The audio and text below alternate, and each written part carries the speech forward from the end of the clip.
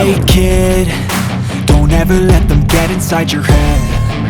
They'll tell you what to do in life instead. Selamat malam pemirsa, senang sekali Jumat malam artinya Perempuan Bicara akan hadir di hadapan Anda selama 1 jam ke depan.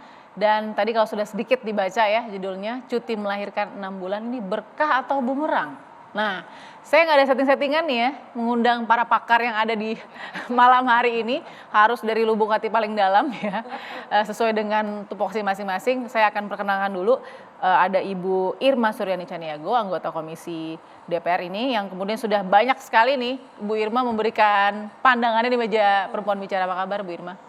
Alhamdulillah baik, selamat malam pemirsa. Malam ya, aman ya Komisi 9 ya Bu ya? Aman. Oke, baiklah, kemudian ada Ibu Suryani Motik sebagai Ketua Umum Himpunan Pengusaha Pribumi Indonesia atau HIPPI. Apa kabar Ibu Yani Motik? Alhamdulillah, selamat malam pemirsa. Terima kasih akhirnya datang di perdana nih ya di Perempuan Bicara ya. Terima kasih. Biasanya di IBR. Oh, oke, terima kasih Bu Yani Motik. Oke. Lalu kemudian ada Ibu Mira Sumirat, Presiden Asosiasi Serikat Pekerja Indonesia atau ASPEK. Apa kabar Ibu Mira? Alhamdulillah baik, selamat malam pemirsa. Assalamualaikum warahmatullahi wabarakatuh. Waalaikumsalam warahmatullahi wabarakatuh. Dan Ibu Retno Listiarti, Komisioner Komisi Perlindungan Anak Indonesia KPAI. Bu Retno, apa kabar? Alhamdulillah baik, selamat malam pemirsa. Baik, kita sudah dengan 4 pakar kita di sini dan ternyata usulan cuti hamil yang semula 3 bulan menjadi 6 bulan ini menjadi pembicaraan yang hangat di masyarakat. Tapi pro kontranya juga ada. Nah, perubahan yang sudah masuk dalam RUU Kesejahteraan Ibu dan Anak ini akan menjadi berkah atau bumerang? Itu pertanyaannya. Saya mau lihat dulu bagaimana informasi soal ini dan untuk Anda juga.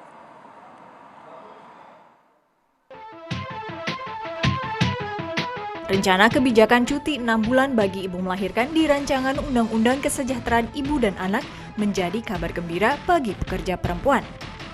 Ibu dapat fokus mengurus anak sehingga pertumbuhan dan perkembangan anak menjadi maksimal. Namun, hal ini justru menimbulkan persoalan. Bagi perusahaan, penambahan cuti akan menambah beban biaya finansial serta non-finansial. Sementara, bagi pekerja wanita, penambahan cuti dikhawatirkan akan menimbulkan diskriminasi. Di aturan ini, ibu yang melahirkan akan mendapat gaji penuh atau 100% selama 3 bulan pertama. 3 bulan selanjutnya hanya mendapat gaji 75%. Undang-undang tersebut juga memberi hak cuti paling lama 40 hari kepada suami untuk mendampingi istrinya melahirkan. Saat ini, aturan cuti melahirkan terdapat di Undang-Undang Nomor 13 Tahun 2003 dengan memberi cuti 3 bulan serta membayar gaji penuh. Penambahan cuti 6 bulan bagi ibu melahirkan bertujuan memberikan hak penuh bagi ibu dan anak. Rencana kebijakan baru diharapkan tidak menuai persoalan baru, kekhawatiran diskriminasi pekerja perempuan serta tambahan beban perusahaan. Baik, apakah rancangan Undang-Undang KIA ini akan menjadi manfaat bagi perempuan atau justru jadi sebuah kemandekan buat karir perempuan?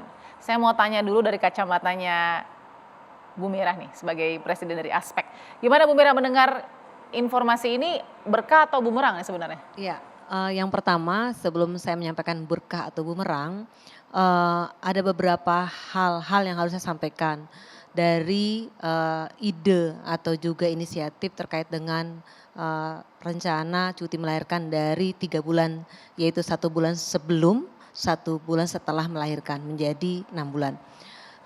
Kita harus menyoroti dulu bahwa konvensi ILO itu di 183 cuti melahirkan hanya 14 minggu. Tapi kalau lebih bagus, nggak apa-apa. Bagus berarti ya? Bagus. Okay. Jadi yang kedua tidak boleh ada potongan upah karena harus dibayar full. Namanya cuti melahirkan ya harus dibayar lah. Kemudian yang ketiga, bagi pekerja outsourcing kontrak itu gimana? Harus dapat juga karena kan status pekerja kita banyak yang kontrak dan outsourcing juga. Nah yang keempat ini perlu sosialisasi, edukasi dan juga dari DPR, dari pemerintah kepada kedua belah pihak, pengusaha dan pekerja. Okay. Harapan kami jangan sampai ini nanti ada persoalan baru ya dari pengusaha udah teriak-teriak, kemudian juga pekerjanya sih senang-senang aja gitu ya. Kemudian juga jangan sampai hal ini justru menutupi persoalan yang lebih penting, yaitu terkait dengan Undang-Undang Cipta Kerja Omnibus Law. Artinya mohon jangan sampai hanya untuk ya menutupi Undang-Undang Cipta Kerja Omnibus Law yang sedang quote and quote ya bermasalah itu. Nah ini kemudian munculkan nih, jadi jangan sampai menjadi sebuah isu yang hanya untuk menutupi suatu persoalan yang sangat-sangat penting. Oke, tapi penekanan tadi kan ada di rancangan undang-undang kan ada soal pemotongan upah ya, Ya. di situ ya. Itu kan penekanannya bagaimana dengan itu, dan satu lagi ada penekanan nggak pada soal sektor pekerjaannya? Ya, ya. Soal cuti ini ya? Makanya tadi tidak boleh ada tidak diupah. Jadi jangan menggunakan sistem no work no pay. Jadi harus diupah. Kalau dari kami seperti itu. Yang kedua, tadi status pekerja itu yang harus diperhatikan. Ya. Nah, untuk sektor-sektor harapan saya, sektor kan kebanyakan yang sektor garment nih. Kalau sektor garment kan perempuannya banyak. Banyak yang ngomong ke saya, bagaimana kalau ada misalnya 10 orang tuh melahirkan semua, bagaimana dengan pengusahaan? Arti maka dari itu harus dikaji lebih dalam lagi Oke. dan diajak bicara stakeholder yang terkait. Oke, tapi Nah. paling tidak warna dari DPR yang diberikan ini angin baik ya? Angin yang baik dan mudah-mudahan sih ini bisa terrealisasi. Oke, apakah ini juga angin baik di kacamatanya Ibu Yani Motik? Kita mau dengar, gimana Ibu Yani Motik? Terima kasih. Saya kira tadi dari pengantar Ya. di Video tadi ya? video tadi, kemudian dari Bu Mira sendiri ada dua catatan. Oke, Yang pertama bahwa ILO ya hanya mensyaratkan 14 minggu gitu. Terus yang kedua gini, kalau perempuan, saya sebagai perempuan tentunya senang-senang aja, bagus aja gitu loh. Karena ini dikasih kesempatan. Tapi karena saya sebagai pengusaha gitu, Ya. tadi kan udah dibilang berat, dari pekerjanya sendiri udah bilang berat. Ini ada beberapa catatan yang kita perlu pahami kondisi kita saat ini. Yang pertama, kita belum benar-benar recover dari COVID. Jadi teman-teman pengusaha ini masih banyak yang pingsan, bahkan yang udah tutup gitu, yang untuk bangkit lagi nggak mudah. oke. Pemerintah ngelontorin ke bank, tapi kenyataannya bank juga nggak gelontorin ke kita karena sistem tutir gitu loh. Oke. Jadi kita sendiri ini masih mau bertahan, tiba-tiba tambah lagi gitu. Nah ini kondisinya. Yang kedua, nanti ini bisa jadi juga tadi bumerang lagi. Kalau misalnya kita punya, terutama ya di garment ya, atau di industri keuangan juga banyak tuh perempuannya gitu. Industri keuangan, terus di garment, kemudian kosmetik, kuliner, banyak sekali tuh. Dan sebenarnya pekerja ya itu lebih suka memilih perempuan untuk pekerjaan detail, termasuk di industri keuangan. Oke. Karena perempuan lebih detail, lebih teliti. Tapi khawatirnya dengan ada misalnya diterapkan seperti ini akan menutup peluang. Ngitung-ngitung gitu daripada beban kerja, ini bisa jadi karena pengusaha kan hitung-hitungannya at the end sustainability, continuity dari perusahaan. Bukannya dia nggak mau, oke, kalau toh diterapkan pasti akan diikuti. Ya. Gitu, pasti kita akan tunduklah dengan peraturan. Tapi kerugiannya nanti di perempuan. Gitu, kenapa? Nanti kalau ada 2 calon atau 10 calon laki dan perempuan, dilihat usia produktif, apalagi baru merit dan sebagainya. Ini akan menjadi persoalan baru lagi. Oke. Lebih bagus pilih laki-laki daripada perempuan. Ini bentar lagi baru merit, bentar lagi hamil, melahirkan, 6 bulan kita mesti retrain lagi gitu loh. Ini kacamata pengusaha. Ya. Jadi memang walaupun di Jerman sendiri memang di negara-negara maju sudah diterapkan. Oke. Tapi mereka menerapkannya tidak sekaligus 6 bulan. Jadi selama 1 tahun boleh diambil per hari gitu loh. Dalam 1 minggu misalnya 1 hari. At the end di total jadi 6 bulan gitu. Dan suami juga bisa gantian. Tapi kita nggak tahu nih kondisi di Indonesia. Sebenarnya idenya sih bagus, cuma momennya, waktunya yang nggak pas. Belum tepat gitu ya. Itu belum tepat karena Tapi kita tadi ada bantuan itu kan Bu kita Yani, masih susah dipotong gitu loh. tadi jadi 70% 3 bulan kedua. Ya tetap aja orang kita aja masih bertahan. Ini teman-teman masih pada tutup gitu loh. Iya. Coba lihat deh di pabrik banyak sekali yang masih tutup Iya. yang belum pulih lagi gitu. Pasarnya belum pulih, baru mulai gitu. Terus kita juga belum pulih. Bank aja kan masih belum. Oke. Kita juga belum tahu nih apakah restructuring Seperti apa? masih akan langsung lagi Nantinya. atau memang udah selesai nih. Kita udah dikejar-kejar sama Bang, pajak naik, tambah lagi Oke, beban. saya nggak Aduh kebayang ini. listrik naik, semua naik. Ya Allah ya Robi. Gitu. Oke, saya nggak kebayang jadi Bu Yani Motik juga terbelah juga ya, di satu sisi perempuan, tapi juga pengusaha. Oke. Sebagai perempuan sih senang-senang aja Iya. gitu. Kebayangkan anak, cucu yang perempuan.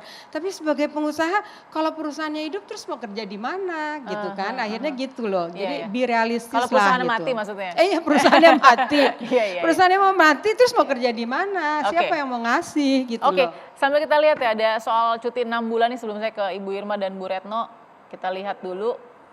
Ya ini ya, ada beberapa ya. Oke, itu nilai RUU KIA adopsi aturan negara mapan, khawatir pengurangan rekrutmen tenaga kerja wanita. Benar nih, kekhawatirannya Ibu Yani Motik tadi ya. Oke, lalu kemudian ada juga RUU KIA diharapkan tak bikin buruh perempuan jadi dipersulit kerja. Ini kan efek ya, efek jika nanti diterapkan. Oke. Ada lagi pengusaha minta DPR kaji soal perluasan cuti melahirkan di RUU KIA. Gimana nih Bu Irma? Jadi sebenarnya bagus tapi juga ada side effect-nya nih. Gimana Bu Irma? Sebenarnya kebijakan ini sudah diukur matang-matang atau belum sih sama DPR? Ya saya kira apa yang disampaikan Mbak Mira tadi betul bahwa DPR harus juga mengundang stakeholder ya, mengundang kawan-kawan dari serikat pekerja untuk ikut bicara. Ya. Karena begini, seperti yang Bu Yani Yani tadi ya. bilang bahwa ini bumerang sebenarnya bagi pekerja perempuan Indonesia. Betul. Saya sih bicaranya lugas aja, karena kalau itu diterapkan di ASN nggak jadi masalah. Kenapa? Yang menggaji mereka itu pemerintah dan pemerintah tidak boleh berbisnis sama rakyat, toh. Tapi kalau yang kita bicara pengusaha Indonesia di era pandemi hari ini ya, itu bukan cuma bumerang untuk perempuan Indonesia ya, pekerja perempuan Indonesia, tapi pengusaha Indonesia juga jadi bumerang itu, jadi bisa kacau balau ini, ya kan? Ekonomi belum tumbuh, tiba-tiba dihantam lagi nih dengan peraturan yang seperti ini. Nah, kalau situasi Indonesia kan nggak bisa kita bandingkan apple to apple dengan di luar, ya. Di luar, perempuan di luar negeri itu rata-rata itu nggak pernah mau punya anak lebih dari satu dan jarang juga yang mau hamil gitu ya. Sementara di Indonesia ini kan bisa satu keluarga tuh bisa punya anak 5 gitu toh. Ya, jadi itu juga harus kita akui gitu. Nah, ini harus juga menjadi menjadi dasar pikiran kawan-kawan di parlemen untuk bisa lebih memahami konteksnya dari sisi perempuan itu dirugikan atau tidak, kemudian pengusaha itu dirugikan atau tidak, itu memang harus duduk bersama dulu, nggak bisa langsung aja.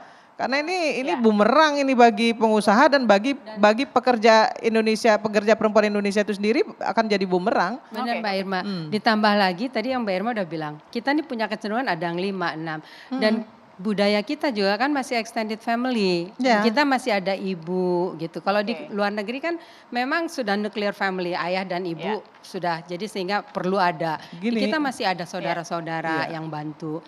Yang diperlukan sebenarnya bukan cuti 6 bulannya, tapi fasilitas.